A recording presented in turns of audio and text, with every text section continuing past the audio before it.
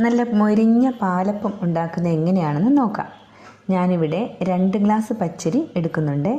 ഇത് 5 മണിക്കൂർ കുതിർത്ത ശേഷം അരമുറി തേങ്ങ ചിരവിയതും 1 ഗ്ലാസ് ചോറും കൂട്ടി അല്പം വെള്ളമൊഴിച്ച് നല്ലതുപോലെ അരച്ചെടുക്കണം.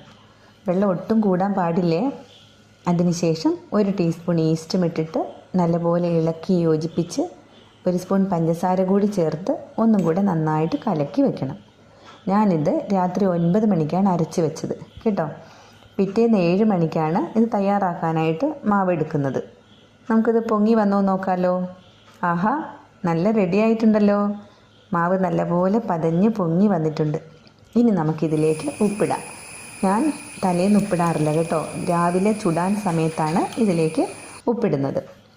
എന്നിട്ട് നന്നായിട്ട് ഒന്നും കൂടെ കലക്കി വെച്ചിട്ട് ഓരോന്നായിട്ട് ചുട്ടെടുക്കാം. നല്ല ചൂടായ പാനിലൊഴിച്ച് മീഡിയം ഫ്ലെയിമിൽ വേണം ഇതുണ്ടാക്കാൻ. നല്ല പൂ പോലത്തെ പാലപ്പം ഇതാ തയ്യാറായി കഴിഞ്ഞു. ഇതിൻ്റെ സൈഡൊക്കെ മൊരിഞ്ഞ് ഇത് നോക്കിക്കേ, ഇതുപോലെ ഉണ്ടാവും കാണാൻ. നല്ല ടേസ്റ്റുമാണ് കഴിക്കാൻ. എല്ലാവരും ഉണ്ടാക്കി നോക്കണേ.